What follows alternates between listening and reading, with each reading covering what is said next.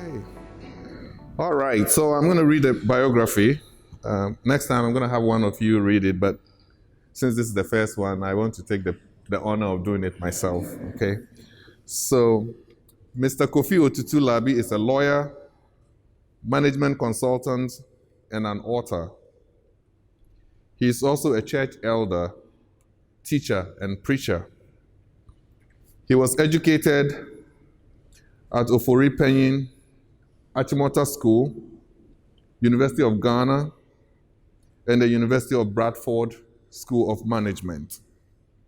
He also studied at Georgetown University Law Center, the International Law Institute, Washington, D.C., the Cranfield School of Management, and London Business School.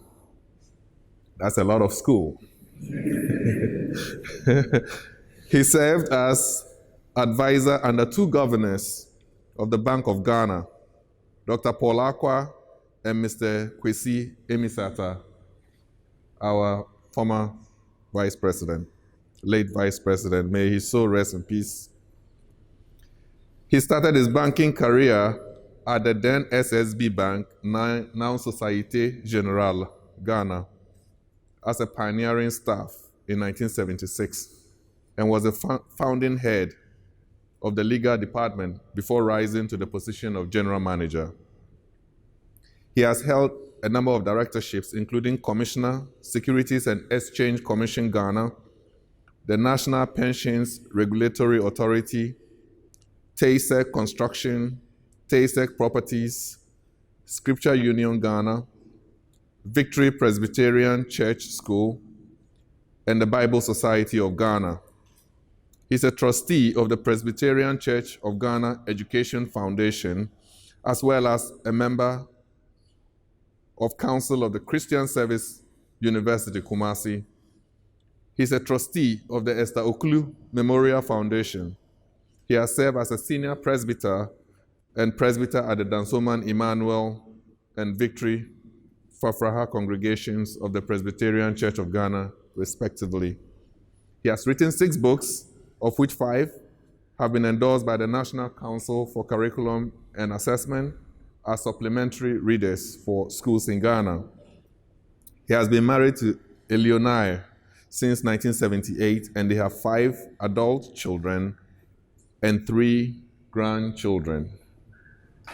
You're a very lucky man. We are so grateful to have you, and we appreciate you taking the time to be here. You are my hero. If I say anything more than that, I'll have to cry a little bit. And you don't want to see me in tears. Thank so you very feel much. welcome. Thank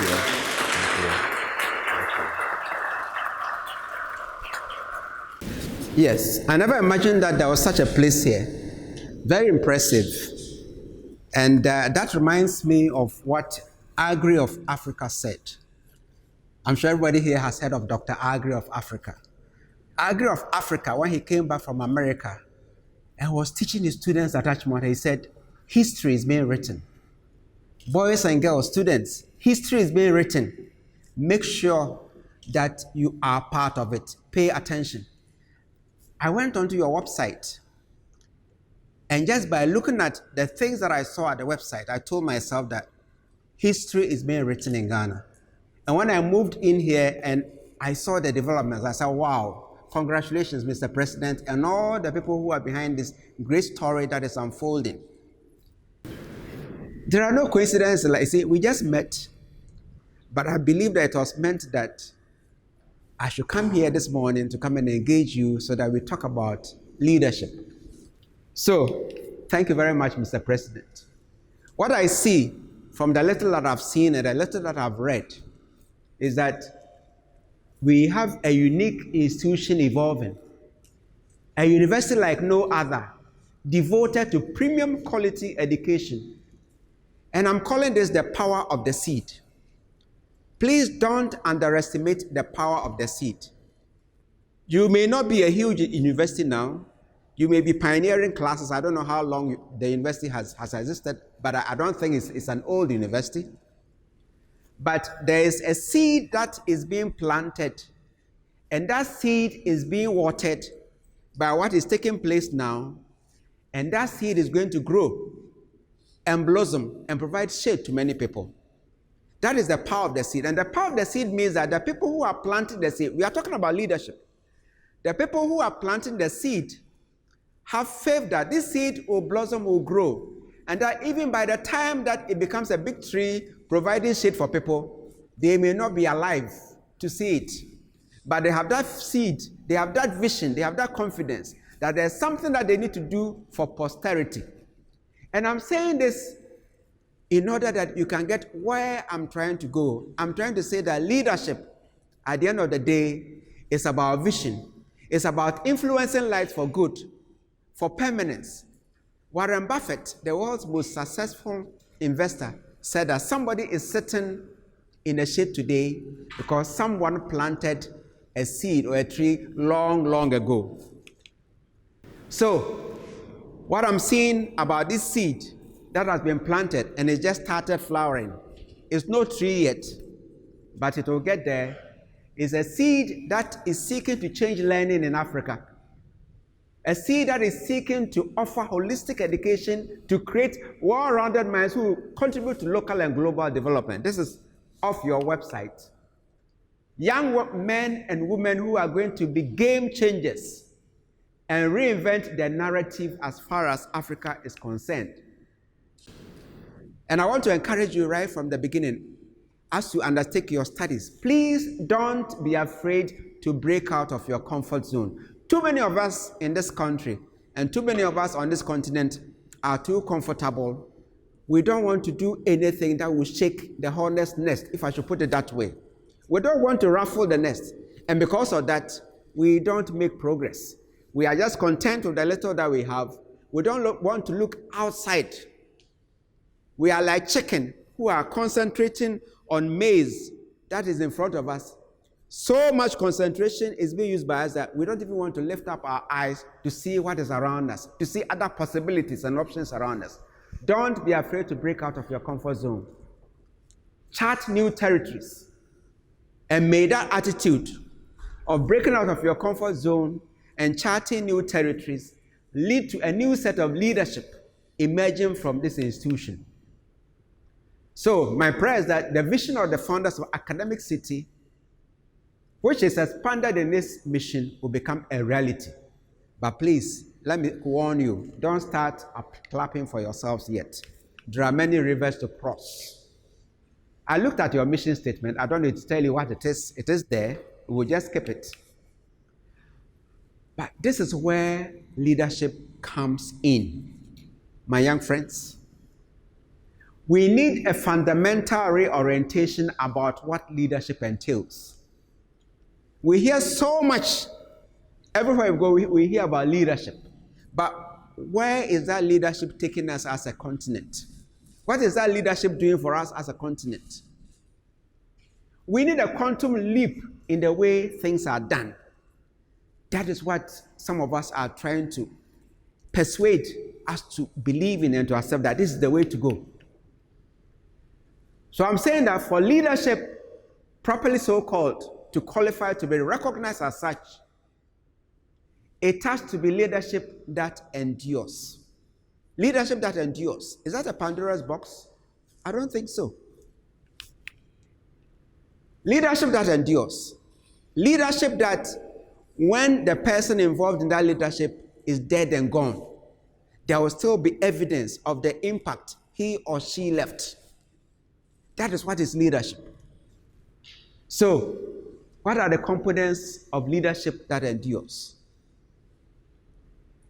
Ken Blanchard, I'm sure you've heard of him, he says that the key to successful leadership today is influence, not authority. And this is important because in our days, leadership is more about power, it's more about authority, it's more about position, that I am this, I am a minister of this, I'm a CEO of this, I'm a pastor of a mega church, I'm this.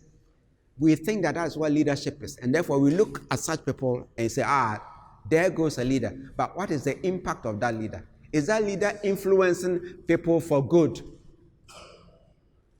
I'm saying that we need leadership which influences for lasting impact. And I want you to remember that. Leadership which influences for lasting impact. The introduction I wrote to my book, They Touched Us for Good. They Touched Us for Good sets the tone for this proposition. I would encourage you to read that introduction, not just read the main content of the book, but read the introduction. Read the endorsements that have been written, especially the endorsement by Kofi Bentel, Vice President of Imani Africa. Read the endorsement that Kofi Bentel has written. Read the endorsement that Apostle Kofi Adu Labi, Church of Pentecost, General Secretary, has written. Read the endorsement that David Hammond has written. They give you the context in which we are having this conversation about what leadership should all be about. So that introduction is a good platform to use as a foundation for our discussion here this morning. Because I've come to believe, and I keep on saying, I cannot stop saying, that life is about leaving an impact. Life is about leaving a positive impact on people. It is about making a difference for the good in people, making a difference. Life should be about spending time and relating with others in such a way that they go away from you better as a result of their paths having crossed with yours. If people spend time with you and they don't leave you better people, then what is the essence of it? If people sit at your feet, at a university, in an institution, at a church, in the home, in the family, and 10 years, 20, 30 years later, they cannot point at 1, 2, 3, 4, 5 things that they have become for the better because of you, then what kind of leader are you?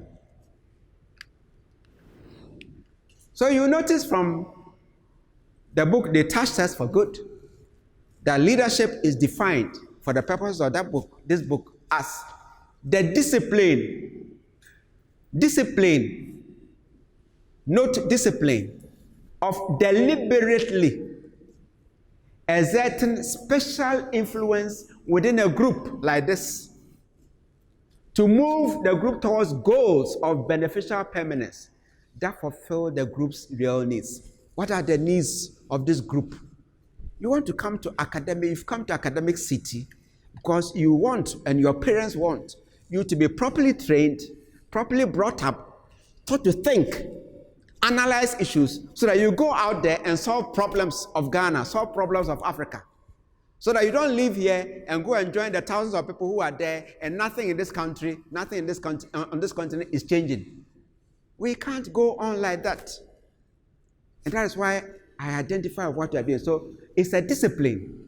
And discipline means that you decide that this is something that I need to do, come what may. There's a price to pay, there are risks to be taken, but I'm going to do it because I see that this is where I want to go. And we exercise discipline in all kinds of ways, and we need discipline in our lives. If you don't have discipline, you cannot do anything in this world. So, what are the aspects of this leadership that we are talking about? This leadership that we are preaching about, that it should be a quantum change from the humdrum way of doing things in this country, where people look at leadership in the sense that, well, let me go and get some money, organize people, they vote for me to become an MP or a minister, or I go and lobby and I'm put in this place. And the whole idea is not to go and change anything, but the whole idea is just it's a question of self-help, to help myself and other people. That is not leadership. You are not impacting society for good. So this leadership we are talking about is character. Character. What does character involve? Character involves consistency. Not dilly-dallying, depending on how things are. This is yes or this is no. Consistency. If this is right, it is right. If this is wrong, it is wrong. Consistency. Humility. I think that if we are able to crack this thing about humility, a lot of leadership problems on this continent will just disappear. Because people get into positions and they think that they are the greatest things since sliced bread. They forget where they came from. Mother Teresa, some people used to ask her, say, what can I do to help people? Or what can I do to make myself happy? And Mother Teresa answered, go out and serve someone. Go out and serve someone. Have compassion on people. People are suffering. You think that maybe you are having difficulties, but people are suffering, I tell you. Just have compassion. Give 5 cedis to somebody. Go and visit somebody. Shake hands with the person. Say something nice. And that will change. That will change the outlook on life for such a person. That is what leadership is about. Truth. So I gave that example, Mother Teresa. Leaders are firm. They build up their people. Say there are some leaders who just tear down. I'm not talking theory. I've been involved in the corporate world since I was a law student at the University of Ghana. I entered the University of Ghana in 1970 at the age of 19. I was fortunate. When I was at the University of Ghana at the law faculty, every long vacation, I got vacation employment internship at the office of the Attorney General. So I've been involved in the corporate world since summer 1971 and full-time since 1975. I've worked with a lot of people, chief executive, very powerful people. Some of them just tear down people. They just come and they have no respect. Some of them, in fact, there was one particular one, you will not know who I'm talking about, because one particular one, he will get down from his car, he get down at the gate, he'll get at the gate there. You know, there are security people there, they are eager. Like when the president comes, they are eager to say, good morning, sir. At least, I'm sure the president will say, good morning, how are you? This man will just walk past, won't say good morning to him, get to the reception, there are people there, they will stand up, walk past them, won't greet anybody, because he thought it was the greatest thing on earth. There are people like that, but there are other people who build up. And we are talking about leadership. Leadership should be about influence. And it's this influence that is positively impactful, lasting, and cross-generational. Leadership should be about leading and managing people with an eternal viewpoint. And when we come to discussing specific aspects of this book, we will see exactly what it is that we are talking about. Impact and influence with an eternal viewpoint. A unique opportunity to mold lives, a role modeling function, a transgenerational responsibility that touches lives for good. And again, the same thing in another way, leadership should be seen as a call. It should be seen as a call to influence and impact generations, present and future. So if you find yourself as a leader, whether as a father, as a mother, as a teacher, as a pastor, as an executive, realize that you are not there just for yourself. You are not living for yourself, but you have a responsibility to relate to in such a way of those under you, so that you impact them for good, so that they in turn will be channels of blessing, channels of influence for good for the future. When we have that kind of attitude, then I can say that it is a call, because everything that you are doing it on the basis that, look, I'm doing this for a reason. I want to impact generations. I may not be around. It is a call. Leadership is self-discipline. I've said that in another sense already. Because aptitude alone will not make you a leader. And there's this debate that has been going on whether leaders are born or whether leaders are made. I don't believe that leaders are born. You may have the greatest opportunities or the greatest intellect and everything. If you are not disciplined, if you don't want to study hard, if you don't want to be honest, you cannot be a leader. So leaders are made. It means that you have to work at it. Leadership is commitment. And the commitment to your people, commitment to the role that you have. So not commitment to your selfish personal interests. You realize, you accept that you are there in a position of trust, working in the interest of other people. That is what leadership is about. And we'll be seeing it in the lives of some of the people that we have been speaking about. Leadership is special influence. And that influence is not forced, but it is earned. It's like respect. Respect is not forced, it is earned. In tree, we have something that we call okramaya hobrase, the humility of a dog. Sometimes you see a dog and the tail is between its legs, being humbled. But I say that kind of humility is not genuine. Real respect and other things are earned. As you show character, you show the consistency, you show the interest in your people, they will in turn respect you naturally. That is what leadership is about. Leadership inspires. Leadership inspires. When you have all these things going for you and you're actually living testimonies, a living example of these things, you find that without even you saying it, when you start charting a path, your people just follow you. They identify with what you are doing. And the institution can move, the family can move, the church can move, the society can move. Because you are an inspiration. You live the talk, you walk the talk. You are not a hypocrite. You are doing the things that you are talking about, and therefore you inspire the people. We need leaders who will inspire us so that our country and our continent can move forward. So leaders inspire people to pursue an agreed objective or goal.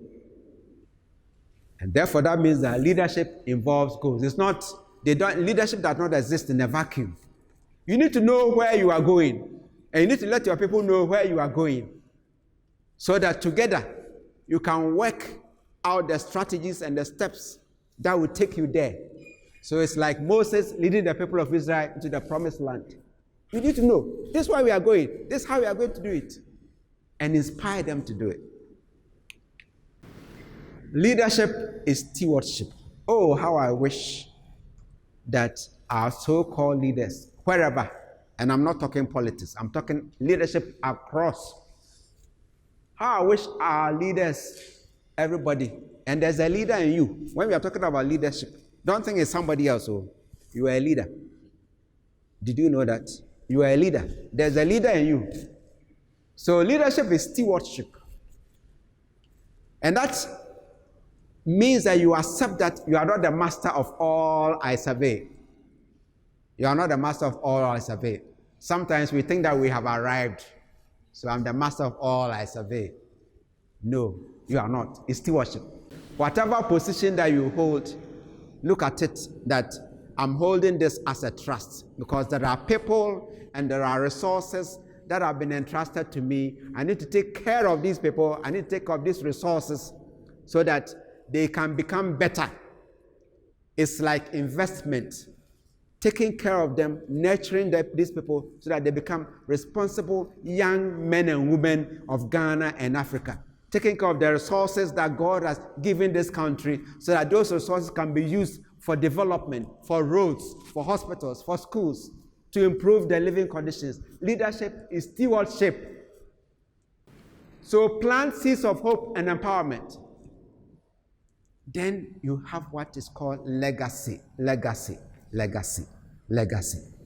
Legacy. Legacy. Leadership is service. I was talking about humility. It is service. A real leader is a servant. You are there to serve your people, not to lord it over them. You are there to help your people so that you can raise them. Raise them from the floor, the ground where they are. Raise them to become better, empower them. And it actually is true. When you do that and you serve with a good intent, your people will respect you. It will lead to your exaltation. They'll give you more honor. So, true leaders, I'm bringing my presentation. True leaders change the world. True leaders change the world. They impact lives for good. And their influence lives on long after they are dead and gone. So each of you, remember, I want you to remember, each of you has the leader in you. Never forget that.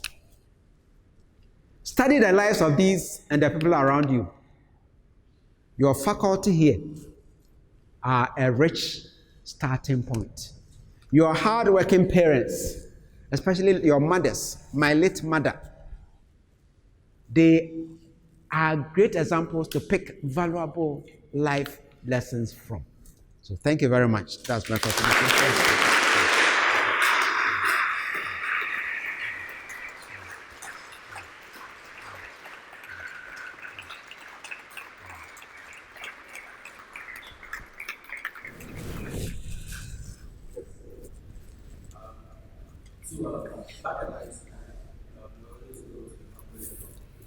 And it got to a time there was a big difficulty during the 2019 CFP.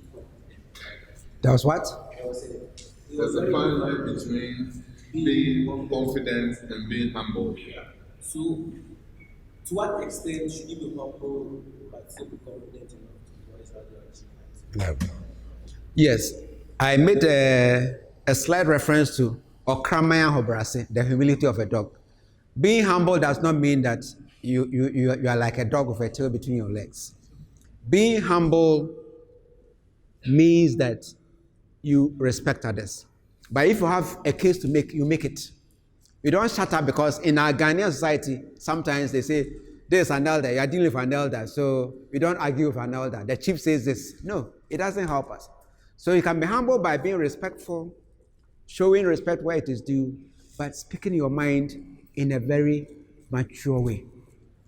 So you can be confident and you can be humble at the same time. You should not be boastful. You should not be arrogant or disrespectful. But be respectful and be humble and be confident. Question? Go ahead. Yeah. Okay, start with the first one. Yeah, the first one is, what is the key to maintaining a good relationship?